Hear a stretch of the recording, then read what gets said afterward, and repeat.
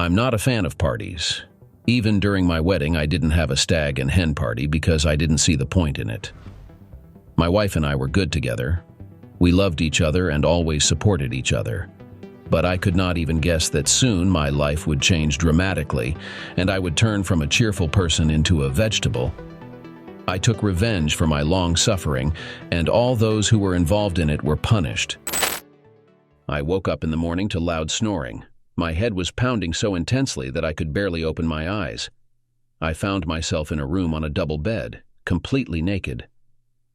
The sun was glaring through the window, and after lying there for about 3 minutes, I turned my head to the left and saw a girl sleeping next to me. It wasn't my wife, Laura, with whom I had been together for 4 years. I moved closer to the girl and turned her to the side in an attempt to stop the snoring. She appeared to be around 25, with chestnut hair, a well-maintained body, and to my surprise, she was also lying naked. On her right hand, there was a snake tattoo. I couldn't figure out how I ended up in bed with her and struggled to remember what happened yesterday. I simply couldn't believe that I had cheated on my wife. After lying for another 10 minutes, I tried to wake up the girl. Excuse me, who are you and why are we in bed together? My head was splitting and my throat was completely dry. Ma'am, please answer me. I made a second attempt and finally managed to get words out. Back off, your time is up, let me sleep. Saying this, the girl turned away from me and continued sleeping. I recalled the events of the previous day, specifically where I was supposed to be. My wife, Laura, has a close friend, Sarah, who is about to get married to Kevin. In celebration, bachelor and bachelorette parties were organized. I was against it because I hardly knew Kevin and didn't want to be in a strange company. I generally had few friends and disliked such gatherings. Honey, I don't want to go. There will be many guys I don't know. What am I supposed to do with them? It's better if you go to your bachelorette party and I'll stay home. How do you imagine that, dear? Sarah promised me that everything would be fine. And if you feel bored, you can leave. Go there for me, please. I want you to relax. What if I just end up being a hindrance there? No, you'll all be drinking alcohol, and it usually brings people closer. In the end, Laura persuaded me to go to the bachelor party with unfamiliar people. Although I didn't like the idea, I decided to do it for her. After all, I had nothing to lose, and making new acquaintances is always cool. It was hard to remember anything, but I tried and carefully got out of bed. My quest for finding my clothes in the room began, and all I found were jeans and some random t-shirt, nothing else. After getting dressed, I attempted to leave the room. The house was 2 stories high, rented specifically for the bachelor party, but I couldn't understand how a girl ended up at a bachelor party, and I even slept with her in the same bed. I barely made it down to the common area where all the guys were, a total of 8, including Kevin, as he was the only one I could remember among them. I noticed sideways glances, but I continued descending when suddenly Kevin spoke up. Oh, our sinner is awake. How was your night, buddy? I ignored his words, my throat was parched, and what I really wanted was water. I saw a bottle on the table and reached for it when Kevin suddenly took it away. No, buddy, it's not going to work like that. Explain to all of us what you pulled off yesterday.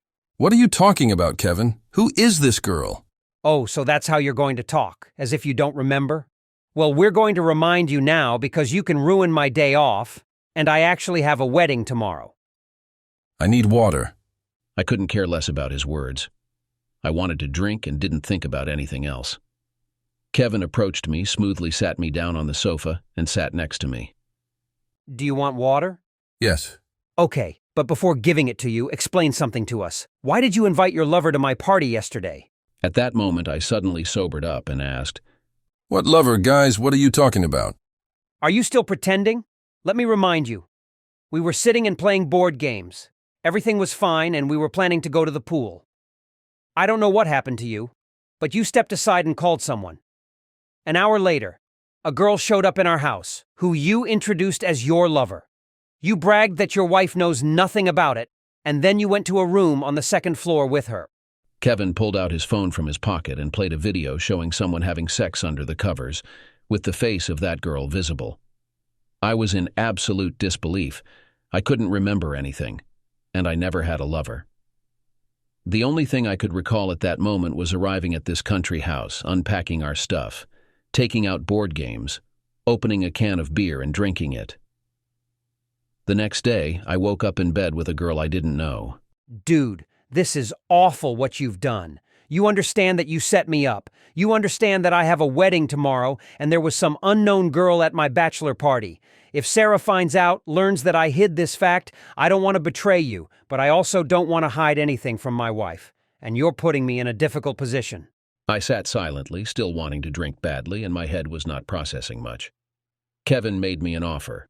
I'm willing to risk my future marriage and save you. I won't tell my girl and send her the video if you bring me $5,000. Deal? Screw you. I didn't do anything like that. At that moment, 2 of his buddies rushed towards me and grabbed me, while others sat and chuckled. Are you sure? You have an hour to bring me the money? Or my fiancé will see this recording, and then your wife, Laura, will see it too. I had no choice, and I went to look for the money.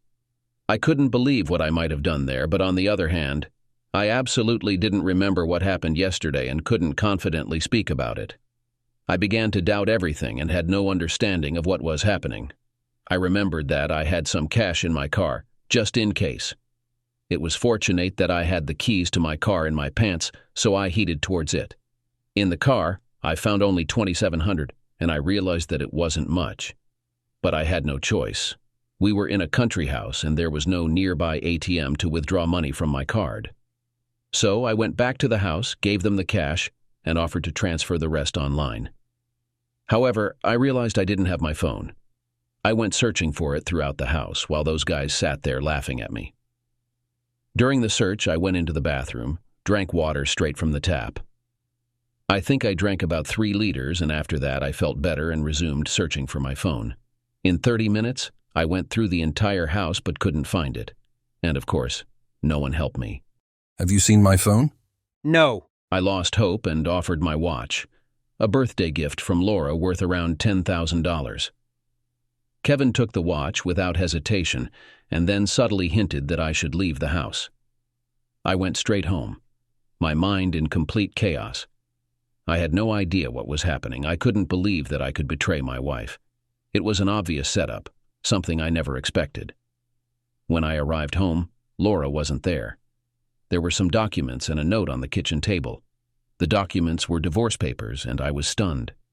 Taking the note, I began to read. Edward, I never expected such betrayal from you. You ruined my evening yesterday and probably my whole life. I trusted you, thought everything was fine between us, but it turns out you had a lover. Don't bother coming to Sarah and Kevin's wedding. It's pointless. After the wedding, we'll begin the divorce process, and I hope you won't resist, as the evidence of your infidelity is clear. I honestly loved you and wanted to build a happy marriage with you, and you spat in my face so foolishly. I hope this teaches you something. Don't try to contact me. I don't want to see you. My lawyer will get in touch with you, and you can live in the house. I won't return. Goodbye. I read this note about 10 times and couldn't believe my eyes. In a burst of emotions, I got into the car and drove back to the country house to talk to Kevin and find out what was going on. I was driving very fast and recklessly, lost control, and at high speed the car went off the road, colliding heavily with a tree. I woke up in the hospital and there was no one around me. I was completely alone, feeling like I might have died. I found a button and called for the doctor. And in a few minutes, a tall bearded man entered my room. Mr. Edward, I'm glad you're alive. How are you feeling? I started a conversation with the doctor. He informed me that I had been in a coma for 3 days after an accident where I veered off the road and crashed into a tree. He mentioned that my wife had visited me and asked to notify her when I regained consciousness. I had a severe concussion and my leg was in a cast. I had survived serious injuries, but it no longer mattered to me. I just wanted to see my wife. 2 days later, Laura visited me with her lawyer. I was glad to see her. She didn't even inquire about my well-being. Instead, she expressed her contempt for my decision to drive while not in my right mind. She handed me a piece of paper that I was supposed to sign. Before signing, I wanted to express my opinion, but she refused to listen.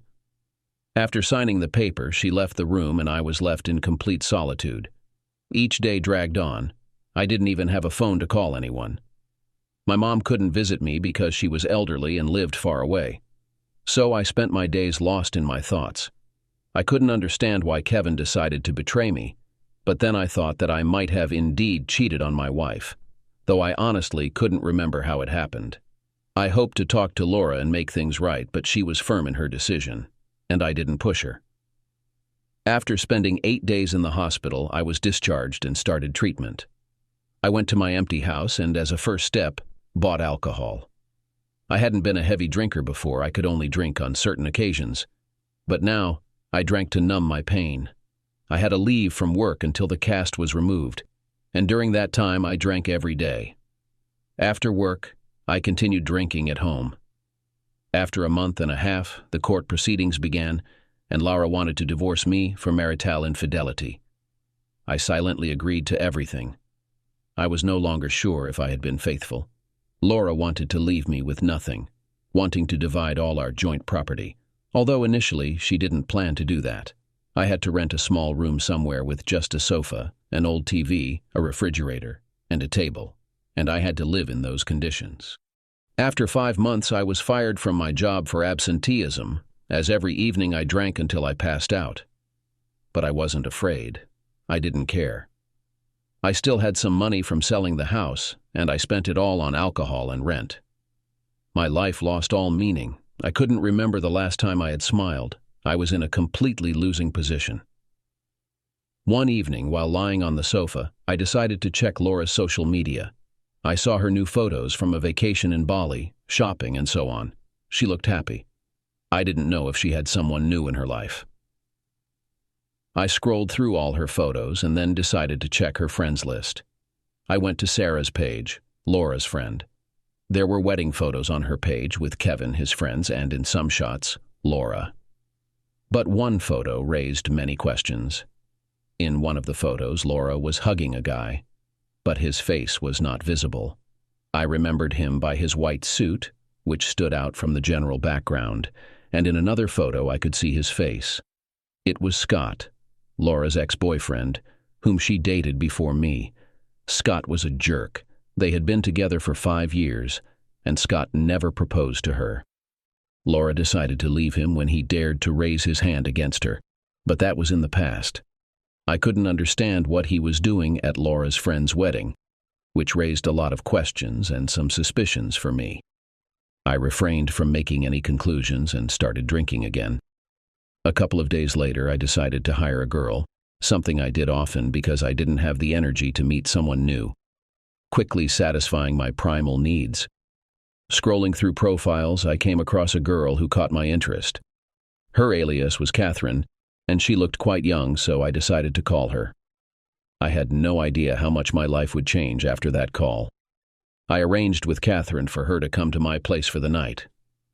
I cleaned up the room as best as I could, at least throwing away all the alcohol bottles and putting on fresh sheets. Catherine came to me, took a shower, and we got down to business. She had chestnut hair, brown eyes, and her body was well maintained. It was one of the expensive services, and I felt ashamed that I had called such a delicate girl to my pigsty. But most importantly, I was sober. We engaged in intimacy, and I decided to experiment a bit by taking her hand and was horrified. On her right hand there was a snake tattoo, the same one I saw on that fateful day. I recoiled from this girl. I was shaken. What's wrong? What happened? Your tattoo, how long have you had it? About a year ago. Does it bother you? We need to talk. I felt as if I sobered up. There was hope for something in my mind. I started questioning Catherine about her life. What's wrong with you? Why all these questions? Do you remember about 8 months ago when you were at a party, invited to a house with only men? You woke up in the morning, and some guy started waking you up, and you sent him away. I remember. Do you remember me? Can you tell me what happened that evening? I was called. I don't remember the guy's name, but he was blonde and I liked him. I came, there were 9 guys, one of them was already passed out, and the rest were normal. I couldn't understand why they called me there for most of the evening. I just sat with them and played board games. Then we went to the pool, and later I went upstairs with the blonde guy, and he took advantage of me. His friends came into the room and teased us. Was the fair-haired guy named Kevin by any chance? Maybe yes, maybe no, I need to see his face. I took out my phone and showed her a photo of Kevin, and she confirmed that it was him, and my world crumbled. So it wasn't me on the video, it was Kevin, and he called Catherine to frame me. But why? For a couple of $1,000s? Or did he just want to ruin my marriage? I couldn't understand why someone would set me up like this. Do you remember me there? Honestly, no. I stood up and went to shave off all the facial hair, then returned to Catherine. Now recognize me? You're the guy who was blackout drunk? I confirmed that it seemed that way, and Catherine became my hope to get to the truth. I asked Catherine if she remembered any distinctive features of Kevin's body, and she said he had 3 scars on his chest, which she remembered vividly. I proposed a partnership to Catherine, and she agreed. I would pay her hourly, and I shared my entire story with her, explaining what had happened to me. She was horrified and showed sympathy towards me. The next day, I began looking for the best lawyer who could crush my opponent for defamation. That turned out to be Walter Palmer, an expensive lawyer, but I didn't care. I wanted justice. Because of this incident, I lost my wife, job, and all acquaintances turned away from me. When I walked down the street, everyone looked at me with suspicion. They thought I was a shameless cheater who betrayed his wife and was also an alcoholic. I wanted justice to prevail.